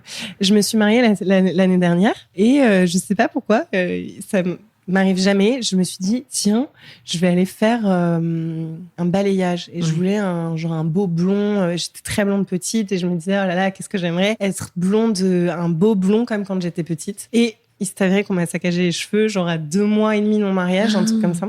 Donc, au-delà d'avoir une tête qui me ressemblait pas, j'avais les cheveux hyper abîmés. Donc, du coup, j'ai utilisé beaucoup au métal détox. Ok. Ça m'a bien sauvé les fesses quand même. Parce qu'en plus, quand on fait des balayages, ça affine le cheveu. Ouais. Donc, ça fait tout. Là, vraiment, c'était. Et là, ça refait quelque chose ou non? Tu les laisses naturelles? Là, c'est ma couleur naturelle. Ça m'a un petit peu vaccinée, entre guillemets. Mais comme dit mes meilleurs potes, quelle idée de changer de tête à 2 mois de son mariage, c'est une très... Ah oui, non, mais là, c'était une grosse prise de risque. C'est débile comme idée. Mais donc, du coup, j'utilise des shampoings que je trouve dans ma pharmacie de village, parce que je fais attention de consommer aussi chez mon pharmacien de la parapharmacie de notre pharmacien de village, parce qu'on a la chance d'avoir une pharmacie superbe dans notre village. Donc, il y a plein de trucs que j'achète chez eux, non pas parce que je suis persuadée que le produit est incroyable. Il est propre, mais c'est surtout que je veux consommer aussi chez des commerçants locaux. Et je vous encourage vivement à le faire parce que les pharmaciens ont aussi besoin de parapharmacie pour nous proposer des trucs intéressants. J'ai un pharmacien qui nous écoute et quand on lui demande des trucs, il essaie de les avoir. Et il a Avril, par exemple. Enfin, il essaie en tout cas d'avoir des marques intéressantes. Et pour le corps, je mets un baume Velleda que j'adore. Il se teint peau vert. C'est de Skin Food. Alors ça, très bien, j'ai utilisé. Juste à l'application, c'est un peu relou parce que c'est très épais, je trouve. Je le coupais beaucoup avec de l'aloe vera. J'utilise beaucoup d'aloe vera. Ah, c'est génial, l'aloe vera. J'en ai beaucoup mangé aussi. T'en as mangé? Alors moi, j'ai jamais mangé. C'est horrible. Vraiment, ça c'est pareil, c'était tout dans tout mon procédé pour remettre mes intestins sous forme humaine.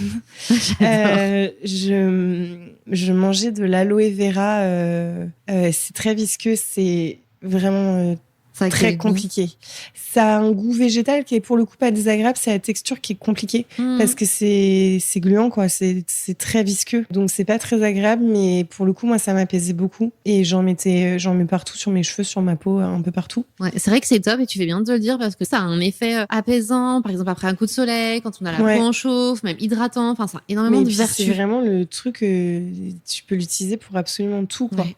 Il y a que du bon Aromazone, pareil, j'achète ça là-bas. Tu le laisses au frais ou pas, toi? Alors, l'idéal, c'est de le laisser au frais.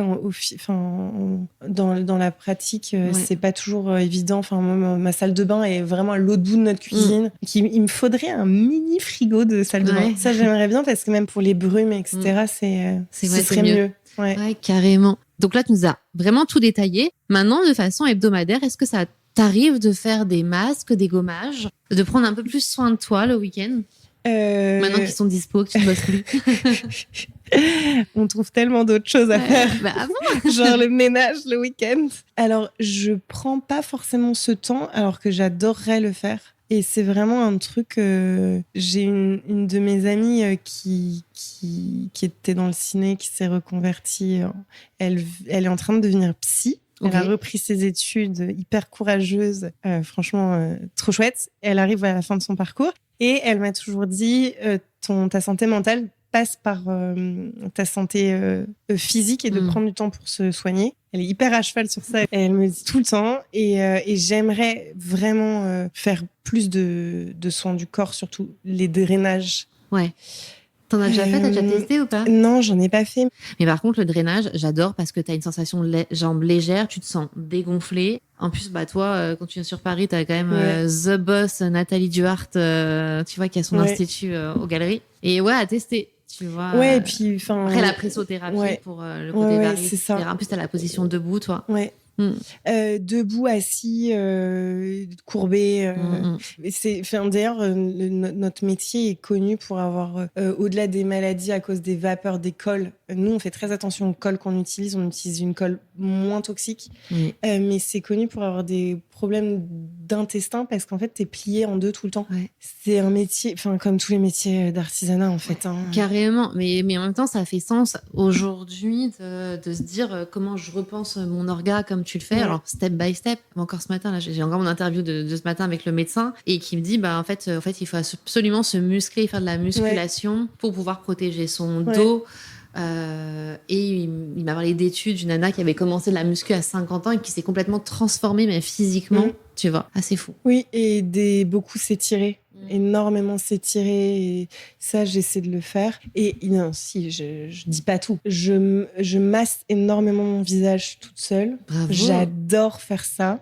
D'où l'huile que j'utilise parce qu'en fait je me masse alors soit au gua sha, soit avec mes doigts, et c'est un truc que j'adore faire et je trouve que t'as vraiment je sais pas en termes d'effet si visuellement ça change quelque chose et en réalité je m'en fous un peu. C'est vraiment cette décontraction que ça...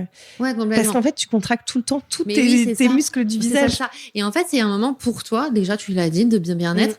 Et aussi en fait on est toujours hyper crispé et en fait c'est important de décongestionner, de réoxygéner tous tes tissus, effectivement. Donc, super geste. Et ça, t'arrives à être assidu, le faire tous les jours? Quasiment, ouais. Wow. Et alors, mes copines me disent tout le temps, au bout de 2 jours, je lâche l'affaire, ça me saoule. Mais en fait, moi, je le fais 2-3 minutes. Ouais, mais c'est tout. Au lieu d'appliquer et de me tartiner le visage d'huile comme on pourrait le faire naturellement, je prends juste le temps de sentir toutes mes parties de mon visage, en fait. Et de drainer ici avec... j'essaie de drainer les glandes Mais t'es lymphatiques. vachement calée, dis donc. Je sais pas.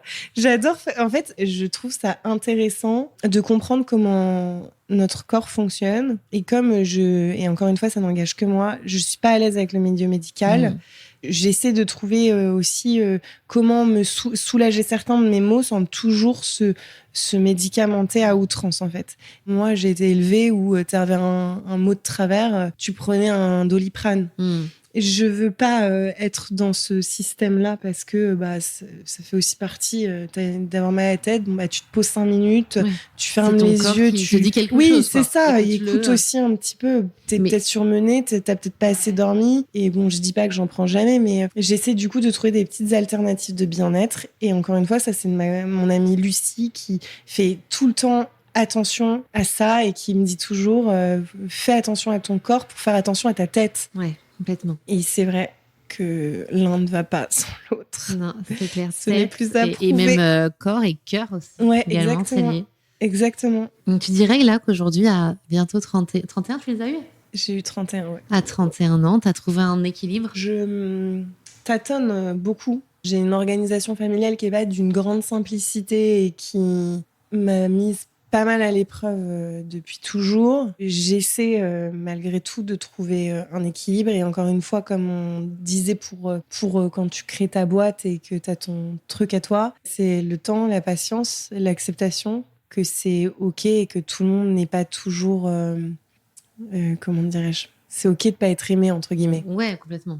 Dans ton boulot, dans ton cercle familial, c'est OK, mais il faut pas courir après des choses que tu n'auras jamais. Non. Donc, et ça me fait écho à ce que tu disais tout à l'heure sur l'acceptation, c'est que de toute façon, il y a des choses qui dépendent de nous, d'autres pas. Donc, il faut aussi savoir laisser glisser. Et je pense qu'il y a beaucoup de choses je suis hyper spirituelle et je crois beaucoup. C'est pas je crois, je suis intimement persuadée des énergies qui nous entourent et l'hypersensibilité te fait les capter en 10 fois plus. Je sais pas comment toi tu gères tes émotions, mais je comprends les gens sans même qu'ils m'aient parlé la plupart du temps. C'est envahissant et en même temps, je suis persuadée qu'il y a des énergies qui nous accompagnent et que on a tous le droit à une bonne étoile à qui veut bien la voir en fait. Ouais, complètement. Et donc, c'est vrai que les personnes qui sont hypersensibles, elles ont cette faculté-là à capter ce que d'autres ne voient pas. Ouais. Donc c'est une force effectivement qui est peut-être à l'âge à dompter. Ouais, enfant, c'est plus difficile. Complexe. Mais c'est un vrai super pouvoir, quoi. C'est un super pouvoir. Après, encore une fois, dans le monde dans lequel on est, on n'a pas toujours cette place à cette sensibilité parce qu'on s'écoute pas, que les gens s'écoutent pas et qu'en réalité, les gens se côtoient mais se connaissent pas, que les gens ne se posent jamais la question véritablement du sens de comment tu vas. Est-ce que ça va vraiment, sans devoir parler tout le temps de psychologie parce qu'on en aurait ras-le-bol. En tout cas, vraiment l'intention dans la question et l'intention d'avoir le retour. Quoi. Sincère, voilà. Ouais. Il y a des choses qui sont écrites et les épreuves font que tu deviens qui tu es. Et sur l'alimentation, tu nous as dit que tu te nourrissais de produits locaux, de saison. Ouais, on fait hyper attention. On a la chance, là où on vit, en fait, c'est vraiment le grenier de la France. Il y a énormément de cultures de très belle qualité. Il y a beaucoup de fermes bio et on a la chance d'avoir une ferme bio laitière qui fait venir plein d'autres producteurs bio dans son enceinte. Et donc, tous les vendredis, et d'ailleurs, à partir de 16h, le vendredi, c'est fini. Ah ouais. Je vais à ma ferme parce que j'adore. Ça a beaucoup de succès, sinon tu n'as plus rien à manger pour la semaine. C'est que des choses de saison et qui poussent en local et qui sont en direct producteurs. Ça, c'est sûr que c'est ce qu'on se dit toujours à Paris. On faisait très attention déjà à ce qu'on mangeait, mais alors ça nous coûtait une fortune. Là, c'est pas spécialement bon marché, mais c'est cohérent. Et accessible. Oui, c'est cohérent par rapport au travail des agriculteurs et à ce que le produit que tu as dans ton assiette. Mais ça, c'est une chance de fou. C'est que tu manges tellement bien quand tu vis en province. Tellement bien. C'est sûr. Comment tu fais avec ton environnement parisien, tes potes, etc. Ils viennent passer des week-ends chez vous? En fait, ça a été un petit coup de chance, entre guillemets. C'est qu'au moment où moi, j'ai eu envie de partir, j'ai pas mal d'autres amis qui sont partis. Ok. J'ai encore une de mes copines. J'ai encore pas mal de mes copains qui vivent à Paris, mais en réalité, c'est pas si loin. Et en fait, loin des yeux, mais pas loin du cœur. Enfin, avec tous les groupes WhatsApp, maintenant, tu communiques quand même vachement bien. Et puis, moi, j'avais aussi besoin de me reconcentrer sur l'atelier. Et c'est vrai que quand tu crées quelque chose d'aussi prenant, t'as des dommages collatéraux, hein, t'as plus le temps que t'avais. Et puis ça, vraiment, c'était une charge de fou pour moi quand je vivais à Paris. C'est que je voulais absolument pas perdre mes liens sociaux parce que t'es à Paris, donc tu peux pas dire non tout le temps parce que t'es sur place, en fait. T'as pas de raison de dire non. Donc, je me suis épuisée à bosser comme des dingues et à avoir une vie sociale. Mon mec est asociable au 12e degré. Lui, c'est vraiment...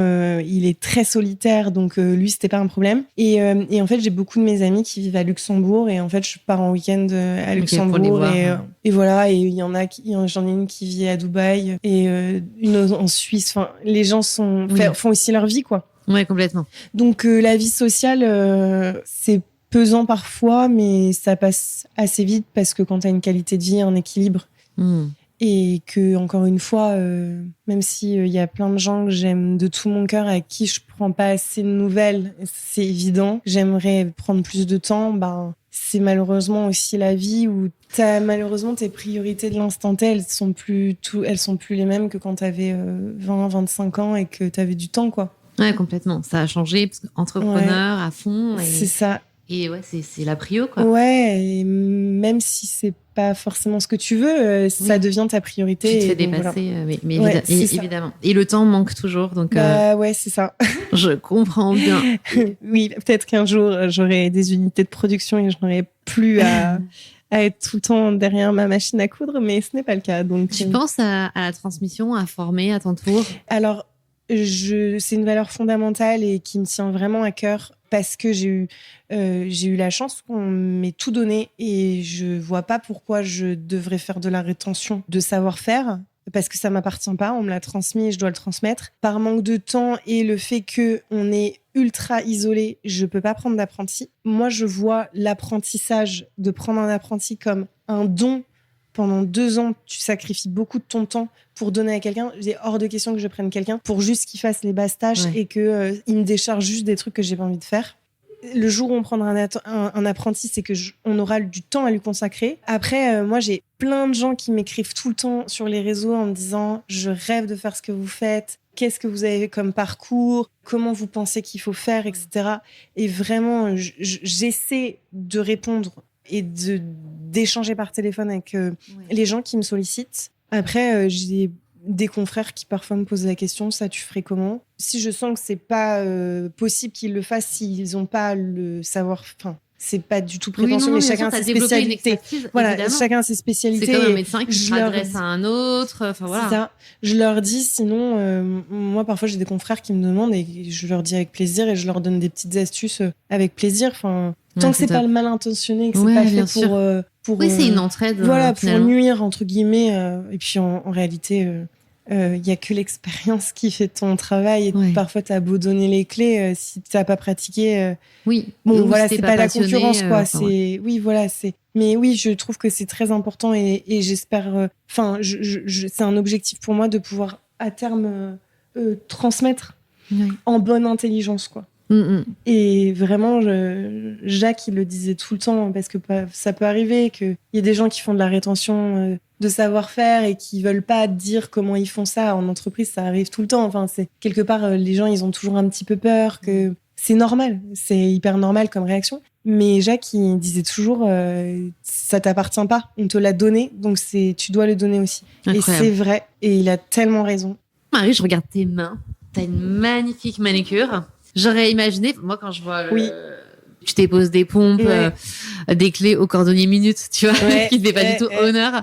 Les mains sont très, très abîmées. Qu'est-ce qui fait que toi, tu arrives à protéger et avoir des aussi jolies mains ? Alors, c'est vraiment quels sont tes secrets ? Le métier de cordonnier. Les gens imaginent toujours un vieux monsieur qui sent le caoutchouc dans une boutique poussiéreuse qui est tout crade et qui est un peu bedonnant. Ok, ça c'est l'image. Globalement, 90% des gens pensent que c'est ça un cordonnier, alors qu'en fait un cordonnier, enfin en fait c'est tout le soin pour moi tout le soin que je mets dans mes réparations, c'est le soin aussi que enfin, où je fais attention dans mes gestes, Ouais. où je fais attention de pas me tâcher, de pas. Alors, bien sûr, hein, j'ai tout le temps des trucs, des petits, un peu noirs, etc. Et des colorants, ça m'arrive tout le temps. J'en avais plein les bras hier parce que voilà. Mais je trouve que c'est hyper important d'avoir des mains soignées quand tu fais des métiers manuels parce que c'est mon outil de tous les jours. Elles me portent tous les jours, elles me font travailler tous les jours et je trouve que c'est les respecter qu'elles soient propres et belles. Et j'ai toujours, si je m'étais là maintenant, j'adore me faire du verre, enfin Du semi-permanent. C'est du semi, du Tu gel. fais toute seule ou tu Non, fais faire non, je vais chez quelqu'un qui le fait très bien. Ça pour le coup, tu vois, c'est un vrai moment de détente pour moi. Génial. C'est mon moment à moi. Elle est trop sympa. Elle s'appelle Kathleen. Elle est à Rouen. Elle fait un travail super et elle est trop gentille. Avant, je faisais pas de couleur sur mes ongles, mais je faisais faire des manucures toutes les semaines parce que je trouve c'est ultra important de respecter ses outils de travail. Non, mais complètement. Voilà. Et c'est beau comme message. Et ouais, prendre soin de son outil de travail. T'as des mains magnifiques, des doigts magnifiques. C'est gentil, mais elles sont blessées de partout. J'ai énormément, parce que dans l'apprentissage, évidemment, tu t'ouvres de partout. Donc, j'ai eu des chirurgies de la main déjà plusieurs fois. Bon, ça fait partie de l'apprentissage et à la fin, tu te blesses quasiment plus. Aussi, comme on fait beaucoup de contenu sur les réseaux sociaux et que j'essaie de montrer un maximum des gestes de mes journées, etc. Alors, je le fais pas assez, j'aimerais le faire plus, mais j'aime bien que aussi, ça c'est mon côté très perfectionniste, j'aime bien que ce soit propre, que ce soit joli, que ce soit visuel. Et je veux vraiment faire honneur à mon métier. C'est trop important pour moi que ce soit un métier noble, en fait. Quand tu vas voir les petites mains de la haute couture qui font du textile, elles sont en blouse blanche, c'est nickel, tu peux manger par terre. Enfin, c'est tout le respect que tu accordes à ton métier et aux pièces qui te sont confiées, en fait. Bien sûr, un tel enseignement. Je reviens à Kathleen. Quelles sont les autres personnes, les autres pros qui prennent soin de toi? Alors, j'ai mon médecin esthétique. Elle s'appelle Stéphanie Cordier. Elle est à Bois-Guillaume. À côté de Rouen, quoi. Pareil, je ne choisis que des soignants excessivement bienveillants, sympas, où tu passes un bon moment. Alors, évidemment, il faut que ce soit des gens qui fassent un travail bien fait et technique et qui soient experts. Mais moi, j'accorde quand même pas mal d'importance au fait qu'il faut que ce soit sympa et que ce soit un bon moment et qu'on m'explique. Bon, alors là, c'est quand même relativement superficiel. Enfin, non, c'est pas superficiel, mais c'est pas, il y a pas de. C'est un côté esthétique. Voilà, c'est un côté esthétique. Voilà, c'est un côté esthétique. Mais je trouve qu'il faut que ce soit sympa et que, voilà. Donc, je suis capable de faire des kilomètres pour aller voir quelqu'un de sympa. Quand je vivais à Rouen, j'allais chez Solange Young Amoundé aux Champs-Élysées, une soignante exceptionnelle. Quel est le geste beauté ou le produit de beauté qui est incontournable dans ta routine? Celui dont tu pourrais pas te passer? Le truc vraiment que je pourrais pas me passer, c'est de me masser le visage avec de l'huile. Vraiment. Okay. C'est le truc que j'adore le plus. Trop bien. Faire. Et si je devais choisir un truc, ce serait ça. Une odeur ou un parfum qui te définit? Alors, c'est une très bonne question parce que j'adore l'univers olfactif. J'adore le parfum. Je suis pas sensible pour mes crèmes du visage parce que pour moi, c'est un côté plus soin qu'odeur. Mais j'adore le parfum et j'adore tout ce qui est, sans surprise, les odeurs de cuir, de tannage, des odeurs assez lourdes. En vieillissant, je m'ouvrais un peu plus aux odeurs florales. En vieillissant, dit-elle, à 31 ans. Non, pardon, en grandissant, c'est mieux comme ça. Oui. Non, mais c'est vrai, ça a son importance. En grandissant, je m'ouvre à des odeurs. Parce qu'en fait, pour moi, les odeurs, ça caractérise ton caractère. Ça définit vraiment une partie de ton caractère. De ce que tu veux dégager. Et pendant très longtemps, je choisissais des parfums d'hommes pour me donner plus d'assurance. Et t'es aussi dans cet univers assez masculin, comme tu l'as exprimé au démarrage. C'est ça, et pour moi, ça te donne... Enfin, tu changes... Enfin, t'as une attitude, c'est comme quand tu portes des talons ou quand t'es à plat, ton attitude, elle change un peu en fonction de tes odeurs. Et avec le temps, j'accepte un peu plus ma féminité et le fait d'être un être plus sensible et on n'a pas besoin d'être un bourrin tout le temps. Enfin, c'est OK, quoi. Donc, avec le temps, j'aime aussi les odeurs de fleurs. Le chèvrefeuille. Ok. J'adore ça. Et j'ai des roses extraordinaires dans mon jardin qui sentent très, très bon. Et le parfum de sous-bois, j'adore. Ok. La nature, en somme. En somme, très bien. Après une journée difficile, quel est ton rituel pour passer à autre chose et t'apaiser? me masser le visage. Bon, décidément, c'est Non, ça. je plaisante. Mais vraiment, l'autre chose que j'adore faire pour me détendre, c'est de cuisiner. Je cuisine énormément. Ça fait partie des passions que j'ai dans ma vie. J'adore essayer des choses avec les fleurs de mon jardin, faire de la fermentation. Il y a plein de trucs qui me passionnent, en vrai. Ouais. Et donc, je cuisine beaucoup. C'est la première chose, la deuxième chose que je fais le soir, après m'être démaquillée. Tu cuisines. Tu cuisines pour le soir même ou tu prépares pour plusieurs jours Alors, j'ai un mec qui adore manger, donc si je prépare pour plusieurs jours, ça ne tient pas plusieurs jours. Donc, c'est souvent au jour le jour. Et après, le dimanche, j'essaie de quand même cuisiner un peu pour la semaine, pour nous soulager le midi. Mais voilà. Vous arrivez à vous stopper vraiment le midi pour manger parce que... Quand il y a Laurie, oui, c'est vraiment une règle qu'on s'est imposée avec Fred. C'est que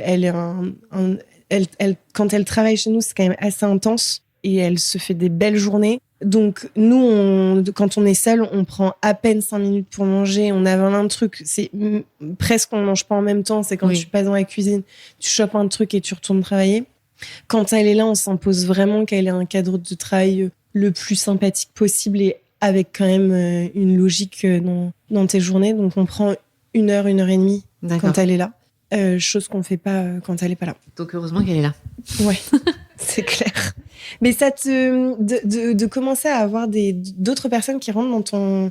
Ça réhumanise un peu ta société parce qu'en fait, tu vis que pour ça quand t'es tout seul. Et c'est que ça, quoi. Il n'y a pas de distinction entre ta vie pro et ta vie privée. Et d'avoir quelqu'un qui rentre dans ta structure, j'ai eu une sensation de légitimité.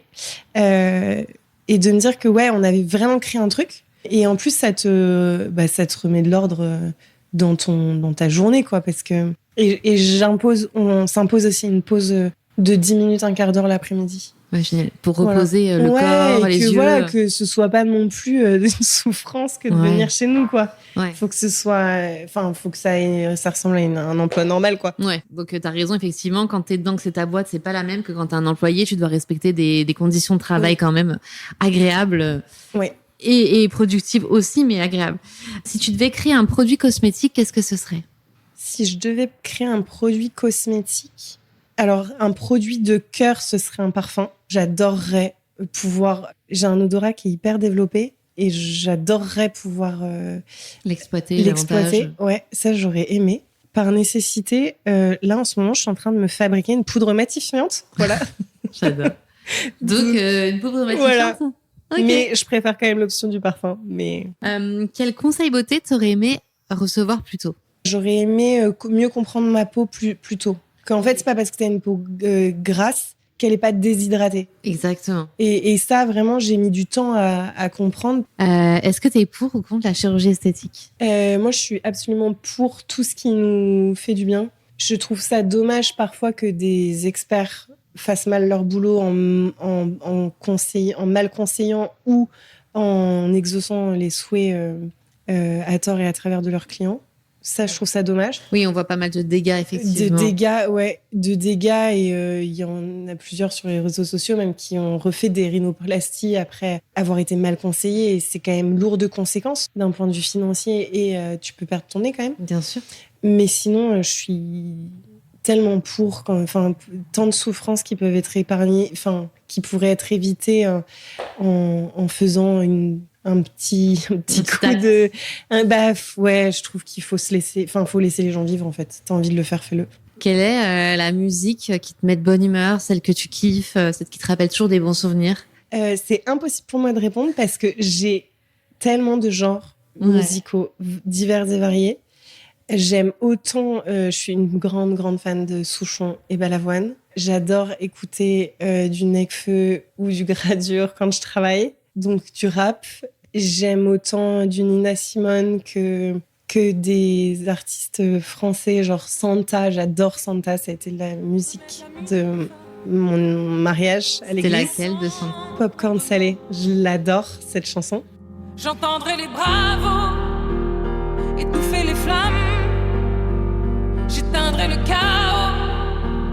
Tu seras ma femme. Et on se regardera dans les yeux. Dire que demain sera mieux. je chanterai toujours plus fort pour qu'on m'entende dehors. Allez, viens. Et alors, est-ce que tu as une citation ou un mantra qui te guide au quotidien? La chose que je me répète tout le temps, c'est devenu grand a été petit un jour.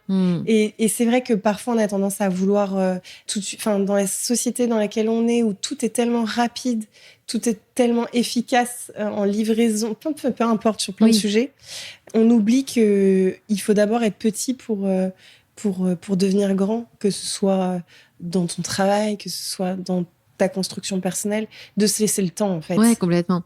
Ça, c'est hyper intéressant. C'est cette notion du temps long qu'il faut se laisser. Et puis aussi, ça me fait écho, moi, tu sais, à la comparaison. Parfois, on va se comparer à un tel, mais en fait, ça fait 20 ans qu'il est présent, etc. Et faut pas se comparer. De toute façon, c'est le pire des poisons, mais c'est pas au même niveau, quoi, dans tes marches d'escalier. Ça, et parfois, enfin, j'aime beaucoup écouter d'autres entrepreneurs.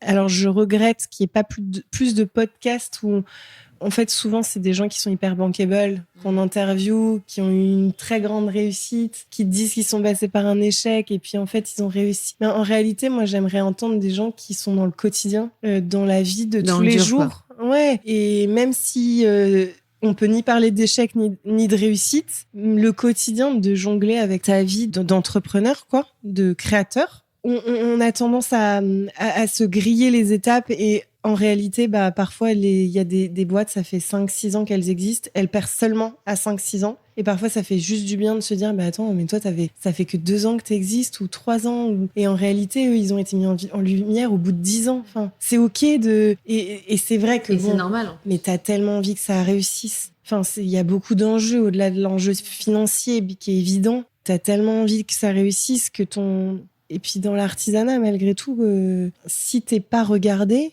par un plus grand ou que tu arrives pas à voir, enfin parce que t'es limité en temps. Il y a un moment, nous l'année dernière, on a restauré 800 pièces à 2, c'est monstrueux. Je peux pas faire plus, sauf si, par exemple, je sais pas, moi demain il y a une grosse marque qui me dit, écoute, il faut que tu me produises, que tu poses, je sais pas moi, 100 paires de patins par semaine pour mon compte. On les fait, on réussirait à les intégrer. Ouais. Aujourd'hui, toi, est-ce que tu vis de ton entreprise ? On en vit. Moi, je trouve plutôt bien. Après, t'en vis pas de la manière que t'imagines quand t'es salarié, avec un salaire fixe, avec des congés payés.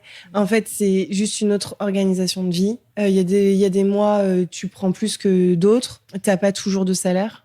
Nous, on a fait ce choix-là de surtout ne pas désargenter notre entreprise pour notre luxe à nous, entre guillemets. Donc, on fait le minimum.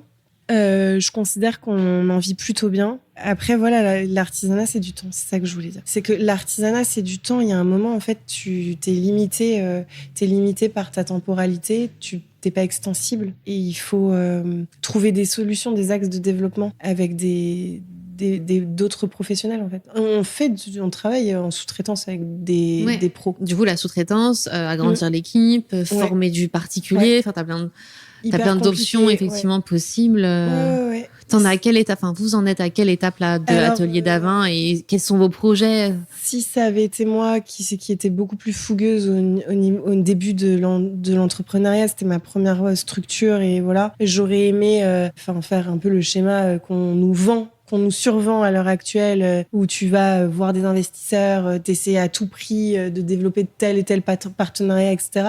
Alors même que t'es pas prêt. Vraiment, moi, j'ai un mari qui est extrêmement calme dans son développement. Quelque part, il s'en moque de ce que représente Atelier d'Avin aux yeux des gens. Le plus important pour lui, c'est de pérenniser notre savoir-faire et que ce soit le plus durable possible, parce qu'en réalité, il y a tellement d'autres artisans comme nous dans d'autres secteurs qui mettent la clé sous la porte parce qu'ils sont pas mis en lumière ou parce qu'ils ont soit pas décidé de se développer, soit ils ont voulu aller trop vite.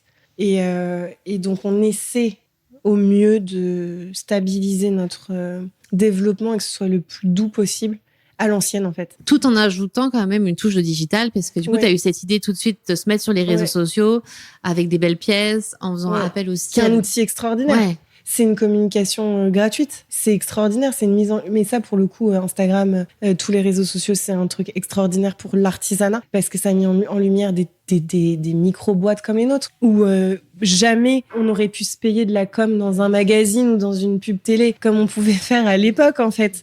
Donc, ça, c'est quand même un... C'est un game changer dans le développement de l'entreprise. Ça a été une chance inouïe. Ça arrive au bon moment, quoi. Ouais. Et ça nous a permis de ne pas avoir un atelier pignon sur rue. Ouais.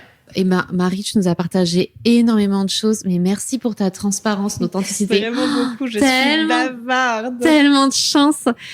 Un grand merci à toi, c'était un super moment. Et ben merci à toi de mettre en lumière. Et voilà, cet épisode touche à sa fin. Un grand merci à mon invité pour ses précieux partages. Si tu veux continuer la conversation, rejoins-moi sur Instagram, Time to Glow Podcast. Tu y découvriras les coulisses, les inspirations et les références citées. Petit rappel, chaque peau est unique. Si un produit ou une astuce t'a tapé dans l'œil, prends le temps de consulter un expert beauté pour t'assurer qu'il correspond parfaitement à tes besoins et qu'il saura te sublimer. Et si cet épisode t'a plu, abonne-toi, laisse 5 étoiles et un petit mot sur Spotify ou Apple Podcast. Ton soutien est précieux. À très bientôt et n'oublie pas, il est temps de briller.